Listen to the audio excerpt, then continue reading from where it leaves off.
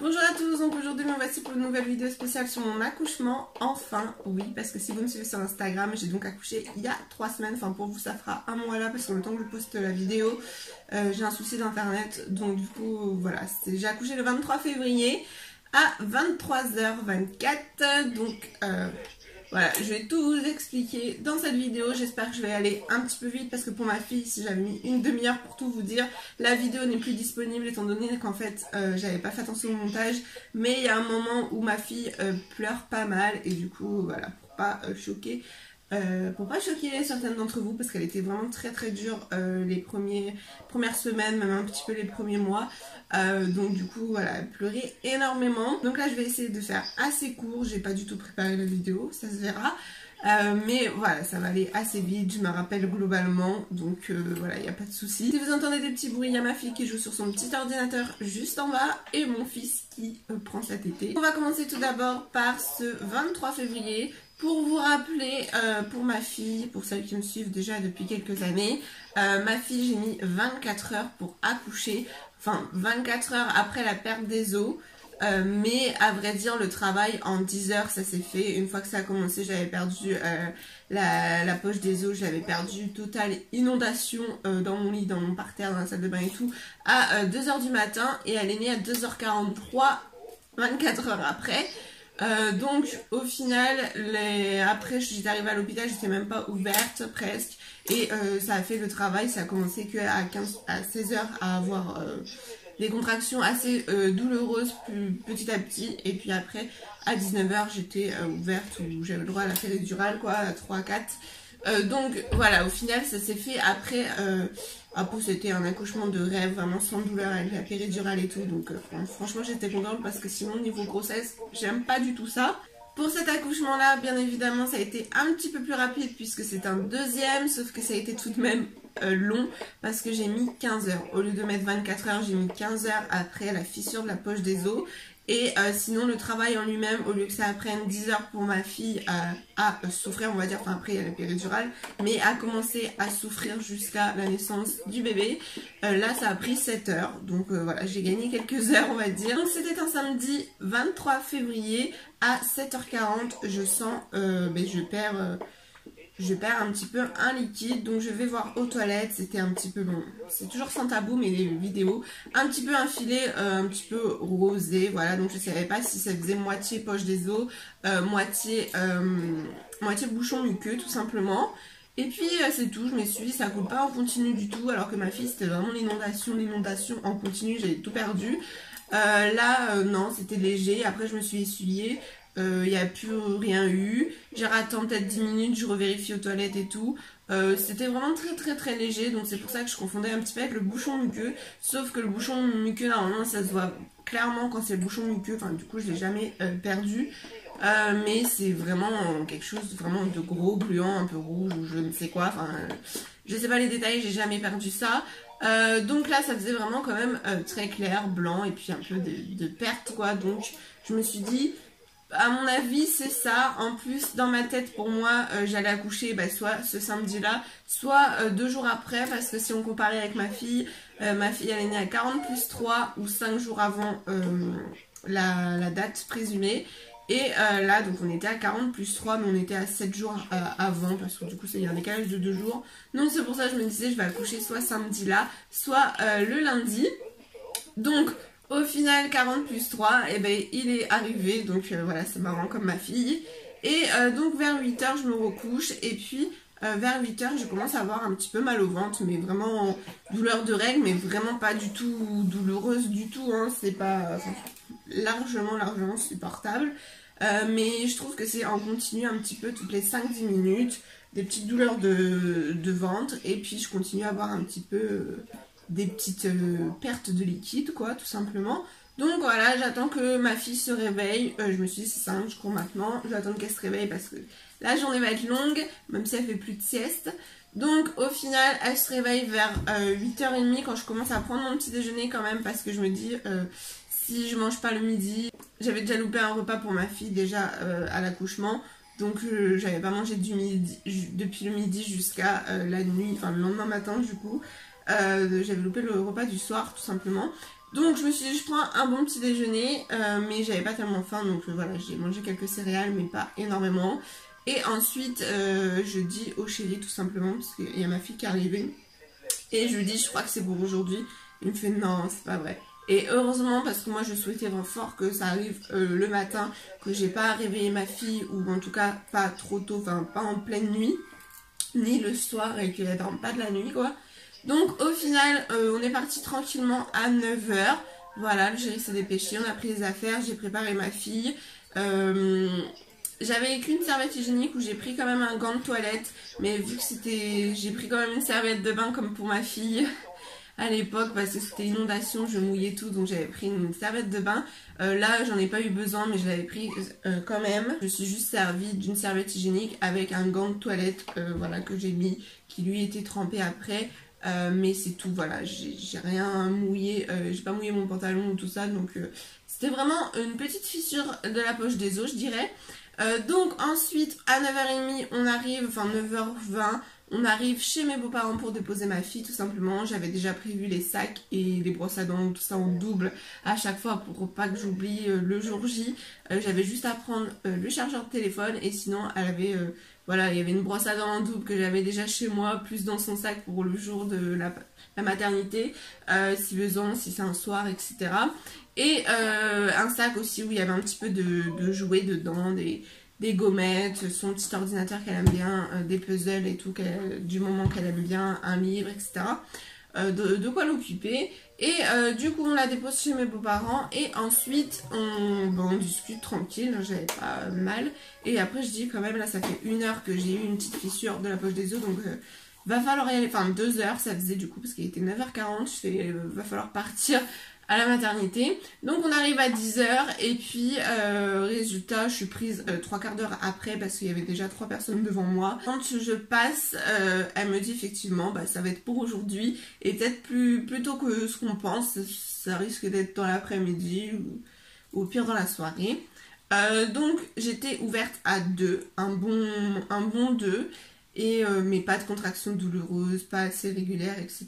Mais c'était bien la poche des os que j'avais fissurée. Donc voilà, du coup on me garde, je vais en salle de naissance, enfin de pré-naissance à la base. Non, même pas, du coup je vais en salle de naissance carrément parce que il n'y avait plus de place de pré-naissance disponible. Donc du coup j'arrive carrément dans la salle de naissance avec le petit berceau vide, etc. Donc voilà, c'était pour aujourd'hui. Ah oui, l'ordinateur. Et ensuite, j'arrive, je crois, du coup, ils m'ont sculpté à 11 h. Je dois arriver dans la salle à 11 h 30, et ils me font le monitoring pendant une demi-heure. Et bah, il n'y a rien à signaler, quoi, bébé, tout va bien. Et puis, il n'y a pas de contraction, j'en ai eu qu'une, je crois. Et ensuite, bah voilà, on attend que le travail se mette en route, tout simplement. Je fais du ballon, j'en ai fait un petit peu plus que pour ma fille. Mais voilà quoi, après j'ai fait la feignante, enfin j'ai pas été marcher dans l'hôpital. Il m'apporte à manger, le chéri s'en va à 14 h pour lui se chercher à manger, puis il revient. Et là vers 15-16 h je commence quand même à avoir des contractions, ça fait un peu comme ma fille, les mêmes heures. Je commence à avoir des contractions assez douloureuses, supportables, mais quand même douloureuses. Mais en fait, vu que mon cerveau, mon corps se rappelle de la douleur pour ma fille, du coup j'ai l'impression que je supporte encore moins. Enfin pour moi c'était plus pénible de ressentir ça encore. Encore une fois, je me disais, oh là là, ça va être long, ça va être douloureux et tout. Et puis après, on stresse quand même pour l'accouchement, même si c'est un deuxième, on se demande est-ce que ça va se passer pareil, la péridurale va marcher, est-ce que... Voilà, enfin, on s'inquiète quand même un petit peu. Les seules marches que je fais, c'est pour me rendre aux toilettes. Du coup, il n'y a pas de toilettes dans la salle de naissance. C'est dans la salle de pré-naissance qu'il y a des toilettes, mais dans la salle de naissance, non. Du coup, bah, je marche dans le couloir pour aller jusqu'aux toilettes 2 ou 3 fois. Et puis c'est tout. Ensuite, je crois vers 17 h, ou je ne sais plus exactement quelle heure, mais on me pose on me fait une petite piqûre sur la main pour le après, en fait, pour avancer, pour après m'hydrater tout simplement à l'eau là. Donc voilà, le temps est long, je suis toujours ouverte qu'à 2. Et vers quelle heure? Peut-être vers 18 h, quand vraiment je commence à avoir mal, on m'ausculte et je suis ouverte à 3. Mais c'est tout, et je commence vraiment à avoir mal. Ça me poussait pas comme dans les fesses comme pour ma fille, mais je commence vraiment à avoir mal, et ça m'énervait. Donc on me demande si je veux la péridurale et je dis oui. Je voulais attendre un maximum de temps et au final, là je l'ai prise quasiment tout de suite. Les anesthésistes étaient en césarienne, donc du coup j'ai attendu un petit peu. Mais on me l'a posée je crois à 20 h et du coup à 20 h 30 je ne sentais plus rien. Et après je pense que ça a servi parce que étant donné qu'après j'étais décontractée et tout, j'ai pas du tout pu dormir. Moi à chaque fois la péridurale ça me réveille à fond alors que je souhaite faire une petite sieste un petit peu pour me reposer. Et au final la péridurale je suis en forme avec ça, je fais que de parler et tout. Mais bon, du coup au final ça m'a décontracté en bas, etc. Donc le périnée en fait après il s'ouvrait tout seul, enfin le périnée, le col il s'ouvrait tout seul. Parce que une demi-heure après j'étais ouverte à 6, à 9h à 9h30 après, ou 10h, ouais 9h30 j'étais ouverte à 9, à 10h j'étais ouverte à 10, enfin après ça s'est vraiment ouvert tout seul. Je pense que du coup je me contractais, je respirais bien comme j'avais appris au cours d'accouchement, je respirais très très bien, je gérais bien, etc. Même les sages-femmes quand elles venaient me voir et que j'avais une contraction, elles me disaient c'est très bien, enfin comment je respirais. Sauf qu'en fait sans faire exprès, sans me rendre compte avec la douleur, je pense que je contractais un petit peu mes pieds, le bassin, enfin voilà, même si moi je respirais bien, je contractais un petit peu avec la douleur, donc je pense que ça stoppait, enfin ça évitait que le col s'ouvre vite. Et là avec la péridurale, étant donné que je sentais plus rien, du coup bah, ça s'est ouvert naturellement. Donc à 22h je suis ouverte à 10 et on attendait que, vu que bébé allait bien, que bébé descende tout seul dans le bassin. Donc au final on m'a fait une poussée pour voir si ça commençait, si je poussais bien, pour voir si bébé commençait à descendre, effectivement. Donc du coup après on a laissé faire la nature, un peu bah, comme ma fille. Parce que ma fille j'étais ouverte à minuit moins le quart, j'étais ouverte à 10 et elle est venue qu'à 2h43 quand je les ai appelés à 2h du matin parce que ça me poussait fort. Donc du coup là en fait on faisait pareil, ils attendaient que je les appelle, mais là ça m'a pas du tout poussé pareil comme dans les faits, c'était léger par rapport à ma fille où c'était violent quoi. Là c'était léger. Donc du coup au final non, j'attendais et à 11h moins 10 il commence à rentrer. Entre temps j'ai voulu reprendre une petite dose de péridurale parce que pour ma fille j'avais eu 2 doses. J'avais eu la première, 1h30 après je commençais à avoir un petit point de côté, donc du coup j'avais redemandé une dose, on me l'avait donnée, et 1h30 après j'avais pas de point de côté, mais vu que j'avais recommencé un petit peu à en avoir, enfin 1h30 avant, je me suis dit au cas où pour l'accouchement, donc du coup il m'avait remis une dose. Et là donc j'ai commencé à demander parce que en bas à droite du ventre je commençais un petit peu à sentir les contractions comme genre un gros point de côté. Pas douloureux, mais ça faisait un point de côté comme si j'avais couru. Donc je me suis dit oh là là, moi j'ai peur que je sente en bas. Donc au final là elles n'ont pas voulu parce que le travail avançait vite, ça s'ouvrait vite, et elles m'ont dit non, on va attendre voir une demi-heure si ça continue à bien s'ouvrir vite. Et voilà, je préfère ne pas vous redonner de dose. Après c'est comme vous voulez, mais si c'est pour que je sache pas pousser, qu'on y aille avec les forceps, etc. Donc du coup elle n'a pas voulu me redonner de dose, donc moi j'avais un petit peu peur. Au final une demi-heure après, bah voilà, j'étais ouverte à 9, donc elle m'a dit bah heureusement heureusement qu'on vous a pas remis de dose parce que là ça va être pour bientôt, même si bon des fois ça peut stagner aussi après. Et donc là à 11h moins 10, je sais pas, c'était pressé que j'accouche parce que sans que je les appelle, elles arrivent à 2 ou 3, elles commencent à installer et tout. Je les ai pas appelées, je fais ça va, ça pousse pas trop, elle fait bon on va y aller, on commence à préparer, puis on va pas tarder à y aller. Donc vers 11h tout était prêt. Et à 11h20, voilà, 11h20 je pousse, elles me font pousser. Donc j'ai l'impression, mon chéri a dit que j'ai encore mieux géré que pour ma fille, alors que déjà que pour ma fille, enfin, c'était super, en 3 poussées elle était là.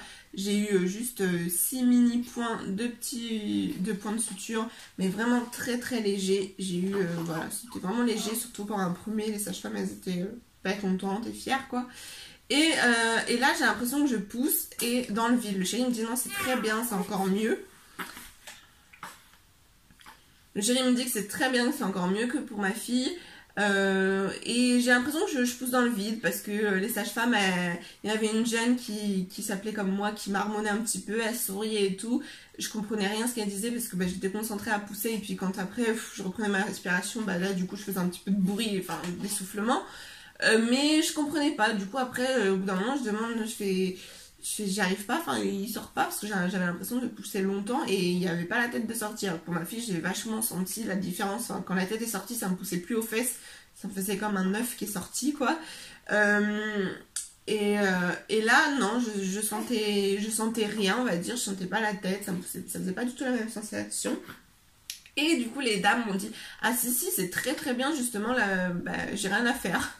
La sage-femme n'avait rien à faire parce que normalement, ils doivent faire attention, je dois repousser moins, etc. Ils doivent manier la tête du bébé pour que ça me fasse le moins de dégâts possible, etc. Mais là, le bébé et moi, on était au taquet. Donc ensuite, deuxième poussée et tout, nickel apparemment, mais toujours pareil, je ne sens pas la tête qui sort, donc je trouvais ça bizarre. Et ensuite, 23h23, on se dit, ben allez, le chéri me dit, allez, 23h23, il faut le sortir, quoi. Donc j'essaye en rigolant, les sages-femmes et moi, on rigole, le chéri on rigole et tout, j'essaye. 23h50, du coup je dois refaire une 4e poussée, alors que normalement avec les sages-femmes on avait dit en 2 poussées, là c'est bon parce que c'est un deuxième et ma fille elle est sortie très vite en 3 poussées. Donc là j'essaie de faire les 2 poussées, enfin quand on dit 2 poussées c'est toujours 2 contractions, donc dans une contraction il y a 3 poussées, donc mais bon on compte en 2 poussées, quoi. Et du coup bah, j'essaye de faire à 23h23. Quand je vois 23h23 50, du coup je reprends, je dis si je peux, c'est bon, je peux. Elle me fait ah oui quand vous voulez. Du coup là c'est moi qui ai réclamé avant de pousser, j'ai fait parce que je voulais vraiment essayer à 23h23, sauf que bah du coup il est arrivé à 23h24 parce que bah en 10 secondes tant qu'il sorte tout ça, enfin. Donc voilà, 23h24, donc j'ai raté, on va dire, mais c'était vraiment dans la bonne humeur, on rigolait tous et tout, et sans douleur. Par contre, là, la dernière poussée, j'ai senti vraiment tout mon bébé sortir de moi, quoi. Pour ma fille, j'ai senti que la tête où c'est sorti, ça me poussait plus dans les fesses et ça me faisait comme un œuf, pouf, qui est sorti. Donc c'était la tête qui était sortie, et puis c'est tout. Après, j'ai pas senti le reste ou tout ça.